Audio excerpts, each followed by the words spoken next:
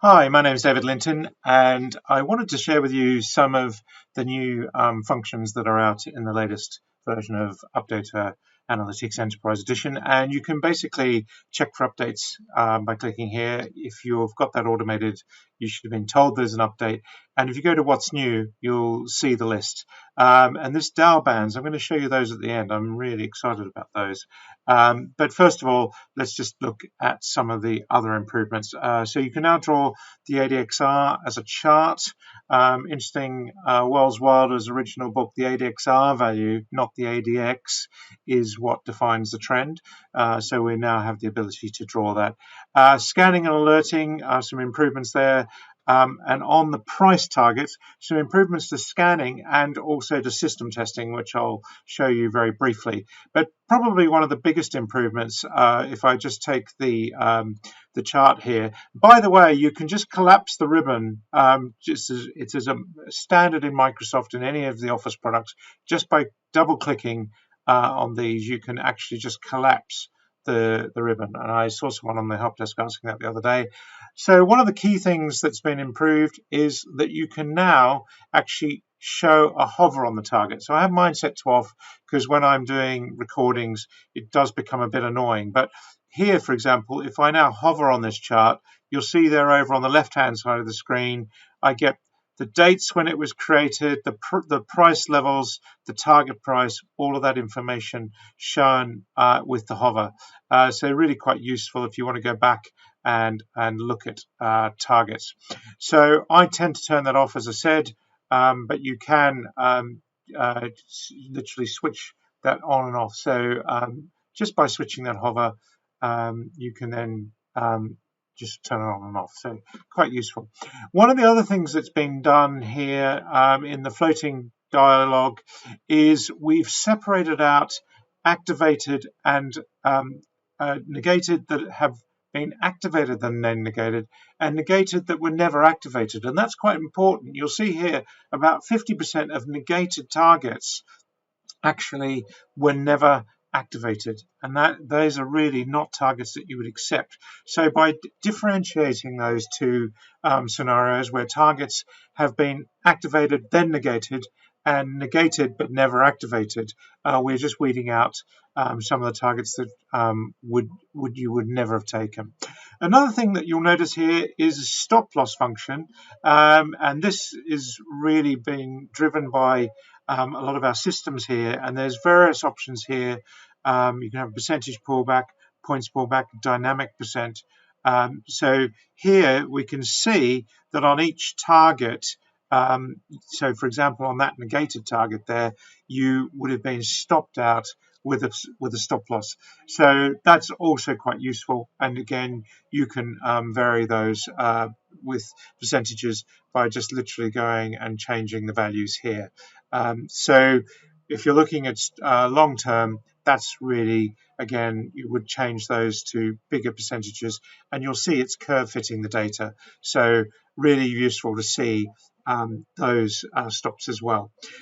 So if we look at the other things that we can do, we can go back and just switch those off by switching the activated, then negated off.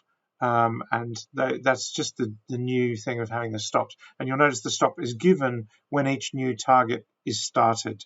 So really quite a valuable addition there. And that has inspired actually the system testing. And here we see now there's a whole series of new commands in the system testing function. And if I go here, you'll see and these are in that what's new again, but there's a whole series of commands if you're writing systems using the Linton targets.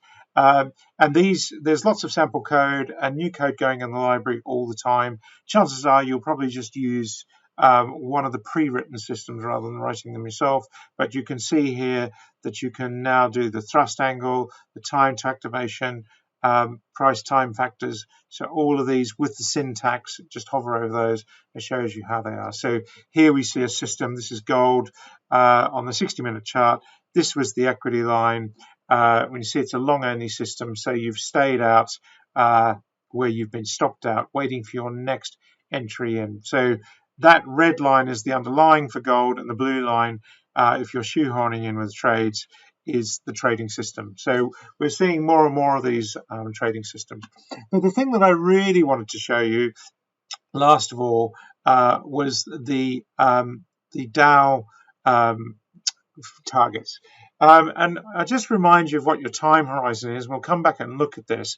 But if we just want to think about how this works, I'm going to open up a chart of gold, and straight away, my default is to open as an Ichimoku. I'm going to take the cloud off just to make things a little bit clearer.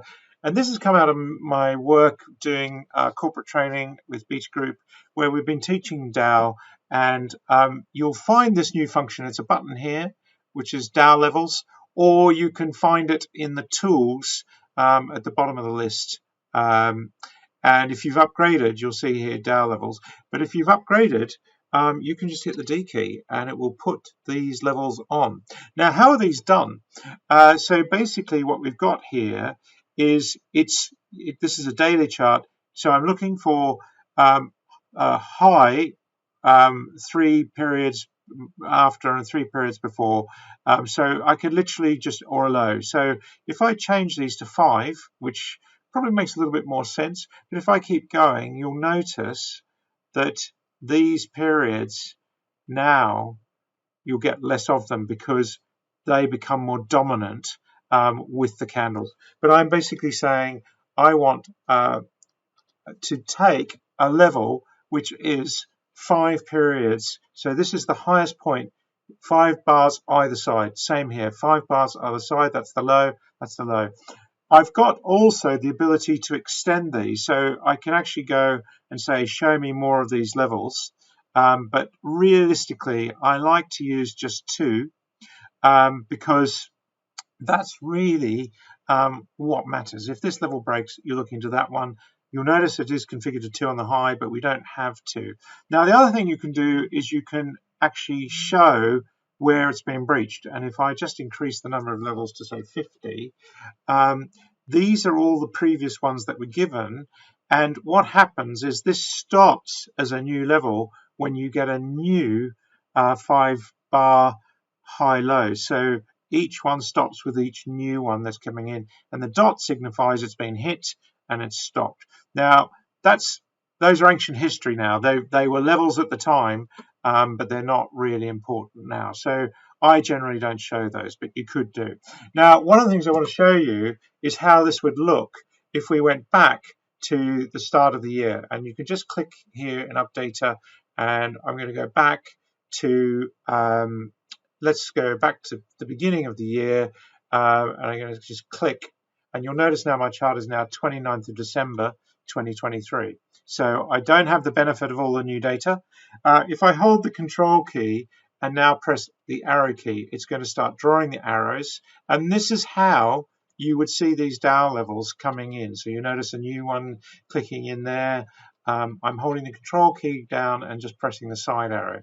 And you can do this on any chart. So you'll notice there that the highs have been breached. I'm going to get another one that's kicked in. Oh, breached again. And you notice when you see just red levels, that's really telling you there's a lot of support and there's virtually no resistance. So we've got a resistance level there. That was at 2,400. Then what happens? It's broken again. So when you keep seeing these resistance levels breaking, it's telling you, this is the Dow theory, remember, it's telling you that it's extremely bullish. And that's the chart as we see it now. Now, I could go and do a 60-minute chart. And this time, because there's 8 hours in a day, and I mean, this gold is actually traded 24/7, but let's just say we've got 8 hours in a day. That now is my levels. And you can see here that it just tells me that that's what I should be looking for. And now really that's what really matters. If we go lower, we break. If that one breaks, then this one will start to draw because that's how I've got it configured.